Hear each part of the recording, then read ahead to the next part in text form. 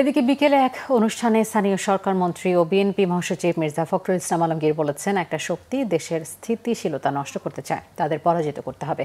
বিকেলে ঢাকেশ্বরী মন্দিরে গীতা পাঠ প্রতিযোগিতার পুরস্কার বিতরণী অনুষ্ঠানে মির্জা ফখরুল বলেন, দেশে এখন একটি নতুন মতবাদ তৈরি হচ্ছে ৭১কে ভুলিয়ে দিতে। তিনি বলেন, ২৪-এর লড়াই ছিল সবার, একে বিচ্ছিন্ন করে ভাববার কিছু নেই। মন্ত্রী বলেন, তারা হিন্দু মুসলমান আলাদা করে দেখতে চান না, সবাই বাংলাদেশের নাগরিক, এটাতে বিভাজন করতে চান না, যদিও কেউ তা করতে চান। মির্জা ফখরুল বলেন, যারা বিভাজন করতে চান তারা দেশের ভালো চান না। তিনি বলেন, তারা এমন একটা দেশ চেয়েছেন যেখানে ধর্মের বিভাজন থাকবে না। সারা দেশে গীতা পাঠের আয়োজনের প্রশংসা করে মির্জা ফখরুল বলেন, এ ধরনের আয়োজন আরও করতে হবে। একটি বিশেষ পরিস্থিতির মধ্য দিয়ে দেশ আজকের পর্যায়ে এসেছে, তাকে কাজে লাগানোর আহ্বান জানান মির্জা ফখরুল।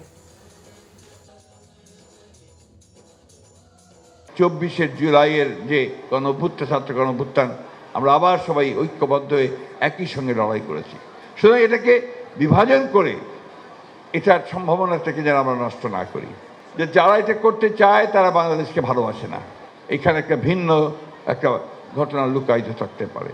একটা সংকটের মধ্য দিয়ে আমরা বেরিয়ে এসেছি, আর একটি নতুন সংকট যেন আমরা তৈরি না করি।